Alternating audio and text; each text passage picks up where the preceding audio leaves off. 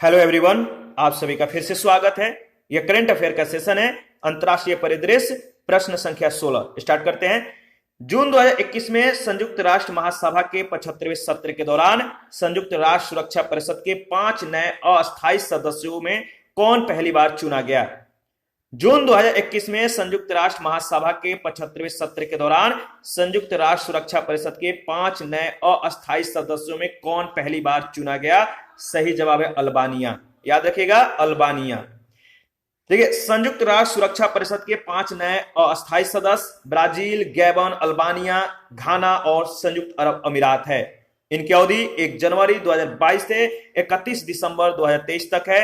सुरक्षा परिषद के 5 अन्य अस्थायी सदस्य भारत, आयरलैंड, केन्या, मैक्सिको और नॉर्वे हैं। इनका कार्यकाल 31 दिसंबर 2022 तक है। United states, United kingdom, France, रूस और चीन ये अस्थायी सदस्य हैं। और अल्बानिया को नए सदस्यों में पहली बार चुना गया है। ब्राजील को 11वीं बार चुना गया है। 31 दिसंबर 2021 को कार्यकाल पूरा करने वाले देश Vietnam, Saint Vincent and the Grenadines, Estonia, Niger और ट्यूनिसिया है। 17 नंबर प्रश्न है, हाल ही में किस देश के राष्ट्रपति ने मुक्त आकाश संधि से पृथक होने संबंधी कानून पर हस्ताक्षर किए? हाल ही में किस देश के राष्ट्रपति ने मुक्त आकाश संधि से पृथक होने संबंधी कानून पर हस्ताक्षर किए? तो सही जवाब है रूस के राष्ट्रपति ने, यानी रूस आपका सही जवाब होगा, डी ऑप्शन। मुक्त आकाश संधि क्या है, यह चर्चा में क्यों रहा? रूसी राष्ट्रपति व्लादिमीर पुतिन के द्वारा इस संधि से पृथक होने संबंधी कानून पर हस्ताक्षर कर पृथक होने की आधिकारिक घोषणा 7 जून 2021 को की गई। सदस्य देशों के वायु क्षेत्र में हथियार रहित टोही विमान उड़ाने की अनुमति प्रदान करने के लिए यह मुक्त आकाश संधि है। 24 मार्च 1992 को हेलसिंकी, फिनलैंड में इस संधि पर हस्ताक्षर हुआ। 1 जनवरी 2002 से यह संधि प्रभावी हुई। ठीक है, संधि में जो वर्तमान पक्षकार देश हैं रूस सहित 33 हैं, यानी 33 देश जो है इसमें अभी हैं, रूस सहित, रूस को मिलाकर। रूस ने, यानी रूस की जो पृथकता प्रभावी होगा, रूस जो है कब से अलग होगा? तो आधिकारिक घोषणा के 6 माह बाद, यानी दिसंबर 2021 में यह जो है पृथक हो जाएगा। अगर विशेष तथ्य के बारे में बात करें तो इससे पूर्व यूएसए ने इस संधि से पृथक होने की आधिकारिक घोषणा 22 मई 2020 को की थी और इसके 6 माह बाद 22 नवंबर 2020 को जो है यह प्रभावी हुआ था। ठीक है, अमेरिकी राष्ट्रपति, याद रखिएगा, अमेरिकी राष्ट्रपति जो है डी आइजनहावर, इन्होंने सर्वप्रथम 1955 में मुक्त आकाश समझौता प्रस्तावित किया था, परंतु तत्कालीन सोवियत संघ ने इसे नकार दिया था। अमेरिका के इस संधि से बाहर होने के बाद इसके सभी वर्तमान पक्षकार देश कनाडा के अतिरिक्त यूरोप के हैं। एशियाई देश किर्गिस्तान ने इस संधि पर हस्ताक्षर किए हैं, परंतु अभी तक इसका अनुसमर्थन नहीं किया है। 18 नंबर प्रश्न है, मई 2021 में किस देश ने सिंथेटिक कैनबिनोइड्स पर प्रतिबंध लगाने की घोषणा की है? मई 2021 में किस देश ने सिंथेटिक कैनबिनोइड्स पर प्रतिबंध लगाने की घोषणा की है? सही जवाब है चीन। सिंथेटिक कैनबिनोइड्स पर प्रतिबंध 11 मई 2021 को जो है चीन के द्वारा प्रतिबंध लगाने की घोषणा की गई। किसने घोषणा किया? तो चीन का जो राष्ट्रीय नारकोटिक्स नियंत्रण आयोग है, इसके द्वारा जो है यह घोषणा किया गया और 1 जुलाई 2021 से यह जो प्रतिबंध है प्रभावी हो जाएगा। सिंथेटिक कैनबिनोइड्स क्या है? तो मानव निर्मित रासायनिक नशीले पदार्थ जिनके गंभीर साइड इफेक्ट होते हैं। चीन सभी प्रकार के सिंथेटिक कैनबिनोइड्स पदार्थों पर प्रतिबंध लगाने वाला विश्व का पहला देश बना। इससे पूर्व चीन ने 2019 में फेंटेनिल संबंध ड्रग्स पर भी प्रतिबंध लगाया था। आगे बढ़ते हैं, 19 नंबर। मई 2021 में वैश्विक संगठन अर्नेस्ट एंड यंग के द्वारा जारी renewable energy country attractiveness index 2021 के अंतर्गत भारत को कौन सा स्थान प्राप्त हुआ? तो बताइए, renewable energy country attractiveness index 2021 के अंतर्गत भारत को कौन सा स्थान प्राप्त हुआ? सही जवाब है तीसरा। देखिए, सूचकांक जारी कब हुआ? तो 18 मई 2021 को। किसने जारी किया? तो Ernst and Young Global Limited के द्वारा। 40 इसमें जो है शामिल अर्थव्यवस्थाएं हैं। संयुक्त राज्य अमेरिका जो है शीर्ष स्थान प्राप्त किया है, चीन दूसरे स्थान पे, भारत को तीसरे स्थान प्राप्त हुआ है और जो निम्नतम स्थान प्राप्त हुए, केन्या को 40वां, थाईलैंड को 39वां और हंगरी को 38वां स्थान। तो याद रखिएगा, प्रथम और भारत, प्रथम स्थान किसको दिया गया है और भारत को जो है इसमें कौन सा स्थान प्राप्त हुआ है, इंपॉर्टेंट है। 20 नंबर प्रश्न है 2021 में चीन के द्वारा जारी कौन सी नियमित जनगणना थी। मई 2021 में चीन के द्वारा जारी कौन सी नियमित जनगणना थी, तो सही जवाब है 7वीं। चीन की राष्ट्रीय जनगणना 2020 11 मई 2021 को जारी किया गया था। 7वीं नियमित दशकीय जनगणना थी। 1 नवंबर 2020 को जो है इसका संदर्भ तिथि है। परिणाम किसने जारी किया, तो नेशनल ब्यूरो ऑफ स्टैटिस्टिक्स के द्वारा जो है इसका परिणाम जारी किया गया। 2020 में चीन की जो जनसंख्या है 1.41 बिलियन यानी 1411.78 मिलियन जो है जनगणना 2010 के तुलना में 72.06 मिलियन की वृद्धि हुई है। तो 1.41 बिलियन जो है इसकी जनगणना है और वृद्धि कितना हुआ है 2010 के तुलना में 72.06 मिलियन की इसमें वृद्धि हुई है, यानी औसत वार्षिक वृद्धि दर जो है 0.53% है पिछले 10 वर्षों में। याद रखिएगा, चीन ने धीमी जनसंख्या वृद्धि दर्ज की है, जो विशेष है चीन ने धीमी जनसंख्या वृद्धि दर्ज की है। अन्य तथ्य के बारे में अगर बात करें तो चीन ने 1 जनवरी 2016 से अपनी एक बच्चा नीति यानी वन चाइल्ड पॉलिसी 1979 को परिवर्तित कर दंपतियों को 2 बच्चों की अनुमति दी थी। देखिए 31 मई 2021 को चीन के द्वारा दंपतियों को 3 बच्चे तक छूट दिए जाने की नीति की घोषणा की गई तथा 20 अगस्त 2021 को चीन की नेशनल पीपुल्स कांग्रेस में जो है तत्व संबंधित संशोधन पारित हुआ। याद रखिएगा, किसको देखते हुए, तो धीमी जनसंख्या वृद्धि को देखते हुए। 21 नंबर प्रश्न है 27 अप्रैल 2021 को करेन गुरिल्लाओं के द्वारा किस देश के एक सैन्य अड्डे पर कब्जा कर लिया गया। 27 अप्रैल 2021 को करेन गुरिल्लाओं के द्वारा किस देश के एक सैन्य अड्डे पर कब्जा कर लिया गया। सही जवाब है म्यांमार, यानी ए ऑप्शन। इसके बारे में देख लेते हैं। देखिए करेन गुरिल्लाओं के द्वारा सैन्य अड्डे पर कब्जा 27 अप्रैल 2021, ठीक है, कब्जा किया गया करेन नेशनल लिबरेशन आर्मी के गुरिल्ला योद्धाओं के द्वारा। स्थल है, कौन सा स्थल था, तो थाईलैंड सीमा के निकट साल्वी नदी के तटीय क्षेत्र में स्थित म्यांमार के एक सैन्य अड्डा पर। अगर विशेष के संदर्भ में बात करें तो करेन नेशनल यूनियन म्यांमार में निर्जातीय अल्पसंख्यकों का एक जो है मुख्य राजनीतिक समूह है। इसकी सैन्य इकाई का नाम करेन नेशनल लिबरेशन आर्मी है, ठीक है। KNU का पूर्वी म्यांमार में थाई सीमा के निकट कुछ क्षेत्रों पर नियंत्रण है तथा यह समूह म्यांमार में सैन्य तख्तापलट के विरुद्ध जारी विरोध आंदोलन का समर्थक है। 22 नंबर प्रश्न है हाल ही में जारी विश्व प्रेस स्वतंत्रता सूचकांक 2021 में भारत का स्थान कौन सा है। हाल ही में जारी विश्व प्रेस स्वतंत्रता सूचकांक 2021 में भारत का जो स्थान है वो कौन सा है। बहुत इंपॉर्टेंट प्रश्न है। देखिए इंडेक्स से प्रश्न आएंगे ही आएंगे, लिख कर ले लीजिए। तो विश्व प्रेस स्वतंत्रता सूचकांक 2021 में भारत को जो स्थान मिला है 142वां, ए ऑप्शन। यह कब जो यह सूचकांक है विश्व प्रेस स्वतंत्रता सूचकांक 2021 कब जारी किया गया, तो अप्रैल 2021 में। विश्व रैंक प्राप्त देश पहला जो स्थान मिला है नॉर्वे को, दूसरा स्थान फिनलैंड को, तीसरा स्थान स्वीडन को, चौथा स्थान डेनमार्क को। शामिल देश कितने हैं, तो 180 देश इसमें शामिल हैं। भारत की रैंकिंग 142वीं है, ठीक है। और यानी कि ये जो है कह सकते हैं कि जो श्रेणी है अच्छी स्कोर इसका नहीं है। जारीकर्ता कौन है, तो रिपोर्ट्स विदाउट बॉर्डर्स यानी रिपोर्ट विदाउट बॉर्डर ने यह जो है रिपोर्ट जारी की थी। भारत के पड़ोसी देशों की जो रैंक है इसको ध्यान रखिएगा। भूटान को 65वां, नेपाल को 106वें जो है रैंक दी गई है, श्रीलंका 127वें, म्यांमार 140वें, पाकिस्तान 145वें और बांग्लादेश 152वें स्थान पर है। निम्नतम रैंक प्राप्त करने वाले देश इरिट्रिया है, कौन, 180 स्थान मिला है। उत्तरी कोरिया को 179, तुर्कमेनिस्तान को 178, चीन को 177। अगर विशेष के संदर्भ में बात करें तो इस सूचकांक में भारत की रैंक जो है वर्ष 2020 में भी 142 थी, जो कि 2016 की 133वीं रैंक से क्रमिक गिरावट दर्शाता है। 23 नंबर प्रश्न है संयुक्त राष्ट्र जनसंख्या कोष के द्वारा जारी state of world population report 2021 का शीर्षक क्या है। संयुक्त राष्ट्र जनसंख्या कोष के द्वारा जारी state of world population report 2021 का शीर्षक है my body is my own. याद रखिएगा, A option, my body is my own. देखिए state of world population report 2021 report जारी हुआ 14 अप्रैल 2021 को।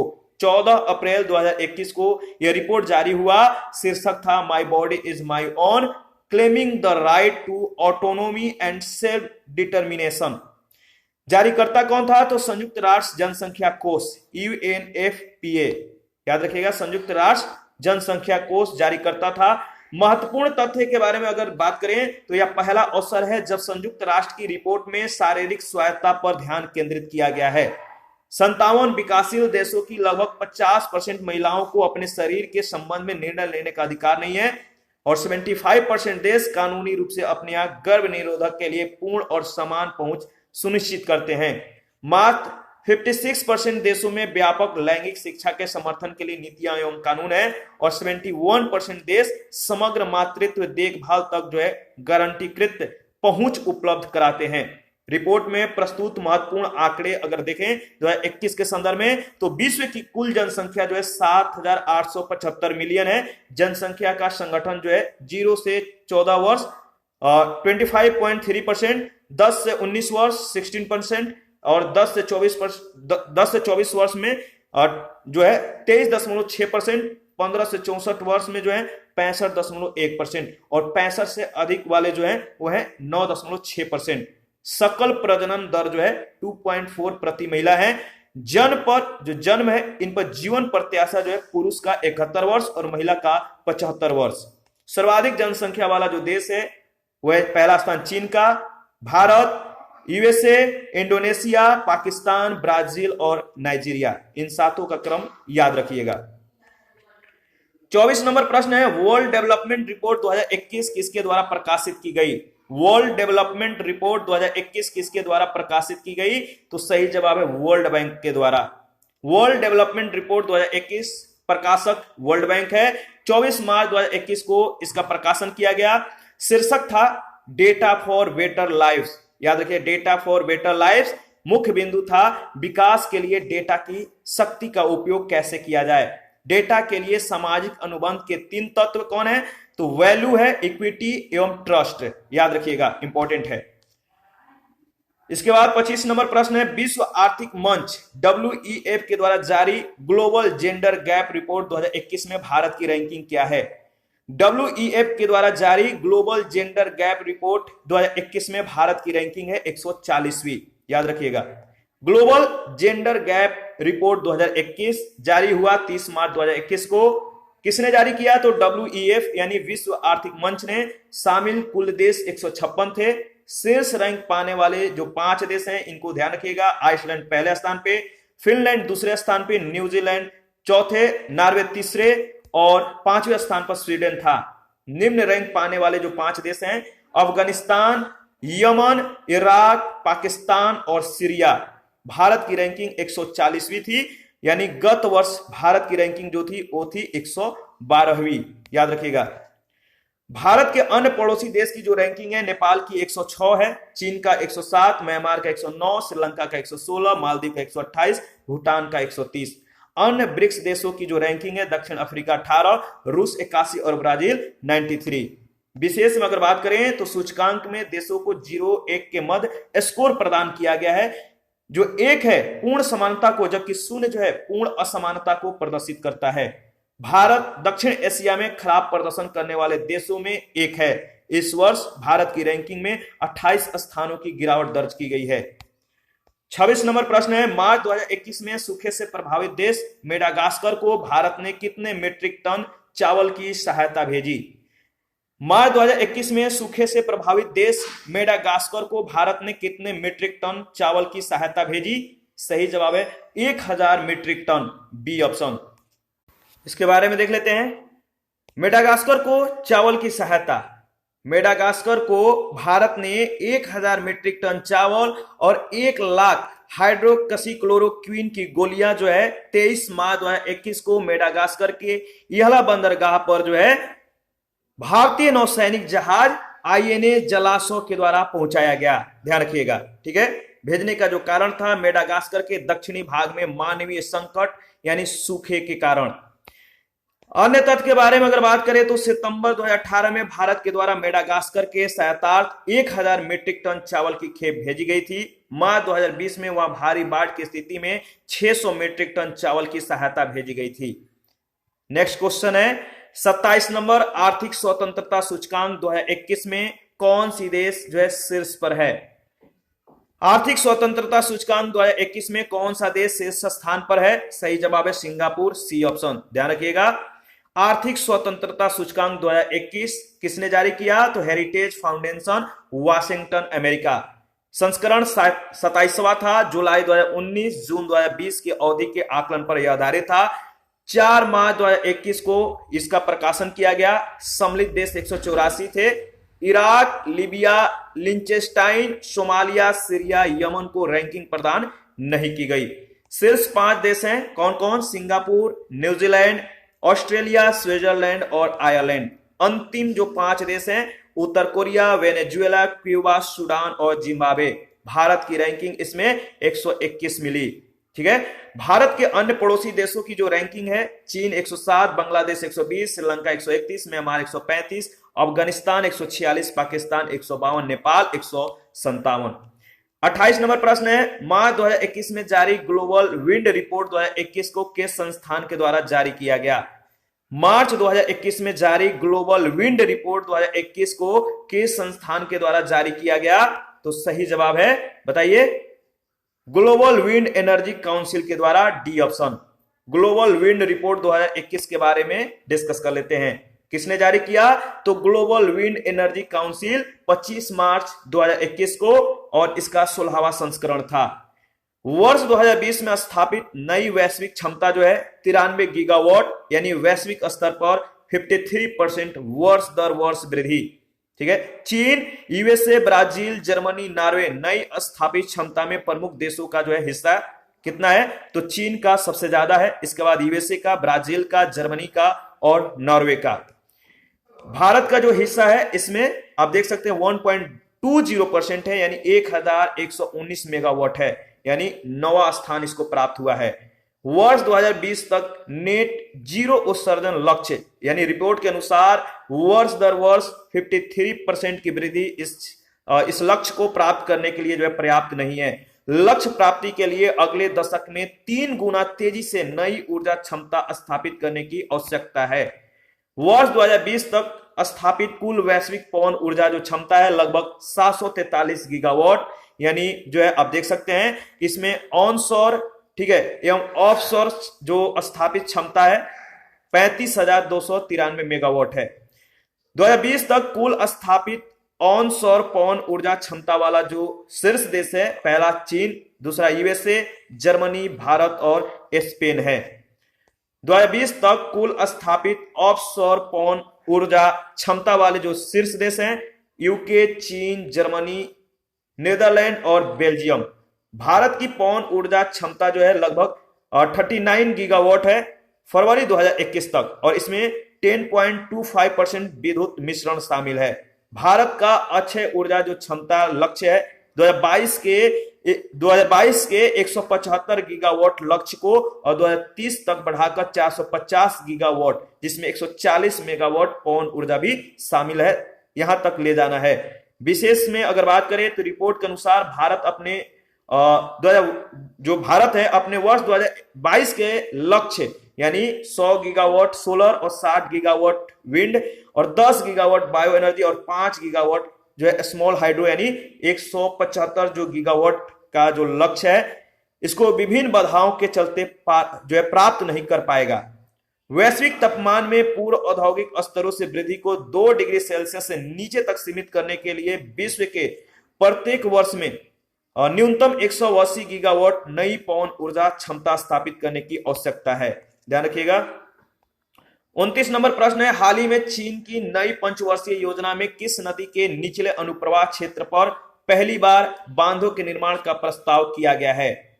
हाल ही में चीन की नई पंचवर्षीय योजना में किस नदी के निचले अनुप्रवाह क्षेत्र पर पहली बार बांधों के निर्माण का प्रस्ताव किया गया है? सही जवाब है यरलुंग जंगबो नदी। यरलुंग जंगबो नदी, डी ऑप्शन। देखिए यरलुंग जंगबो नदी पर बांध निर्माण का जो कह सकते हैं चर्चा जो है क्यों चर्चा रहा? तो चीन के द्वारा अपनी नई पंचवर्षीय योजना यानी 2021 से 25 के अंतर्गत अरुणाचल प्रदेश के सीमा के निकट इस नदी के निचले अनुप्रवाह क्षेत्र पर पहली बार बांधों के निर्माण का प्रस्ताव जारी हुआ। संबंधित तिथि है मार्च 2021 और नदी का भारतीय नाम है ब्रह्मपुत्र। ठीक है, उद्गम है पश्चिमी तिब्बत में क्या है, आंगसी ग्लेशियर से यानी मानसरोवर झील के निकट तिब्बत, भारत और बांग्लादेश से यह प्रवाह होता है। ब्रह्मपुत्र नदी भारत में अरुणाचल प्रदेश से प्रवेश करती है। अन्य नाम है तिब्बत में यरलुंग तसांगपो, तसांगपो, अरुणाचल प्रदेश में दिहांग और बांग्लादेश में जमुना। याद रखिएगा, तिब्बत में यरलुंग तसांगपो, अरुणाचल प्रदेश में दिहांग और बांग्लादेश में जमुना जो है इसका अन्य नाम है। 30 नंबर प्रश्न है, हाल ही में लालंदर यानी सहतूत बांध चर्चा में रहा। लालंदर यानी सहतूत बांध का निर्माण प्रस्तावित है। हाल ही में सहतूत बांध चर्चा में रहा, यानी लालंदर है या सहतूत है, इस बांध का निर्माण कहां पर जो है प्रस्तावित है? तो सही जवाब है अफगानिस्तान। लालंदर बांध यानी सहतूत बांध, इसके बारे में देख लेते हैं। अवस्थिति कहां पे है? तो 4 जो है अस्साब जिला यानी काबुल प्रांत में जो अवस्थिति है इसका 4 अस्साब जिला काबुल प्रांत। समझौता ज्ञापन पर हस्ताक्षर 9 फरवरी 2021 को हुआ। भारतीय विदेश मंत्री एस जयशंकर और अफगानिस्तान के तत्कालीन विदेश मंत्री हनीफ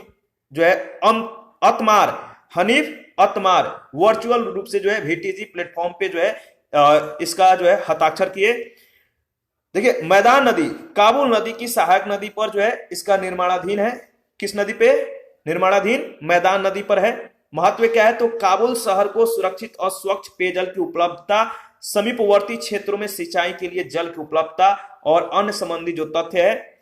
यह बांध अफगानिस्तान में जून 2016 में उद्घाटित मैत्री बांध यानी सलमा बांध के उपरांत भारत के द्वारा निर्मित दूसरा प्रमुख बांध होगा। इसी के साथ आज का सेशन समाप्त करते हैं। नेक्स्ट सेशन में 31 से स्टार्ट करेंगे। आप अपना प्रतिक्रिया जरूर दीजिए। आपके प्रतिक्रियाओं का हमें बेसब्री से इंतजार रहता है। जिन लोगों ने Telegram channel, Telegram quiz group, Facebook page को ज्वाइन नहीं किया है तो वीडियो के डिस्क्रिप्शन बॉक्स में उसका लिंक है, आप ज्वाइन कर सकते हैं। और करेंट अफेयर का PDF और घटना चक्र का PDF भी अवेलेबल है, आप चाहें तो इसको ले सकते हैं। Thank you.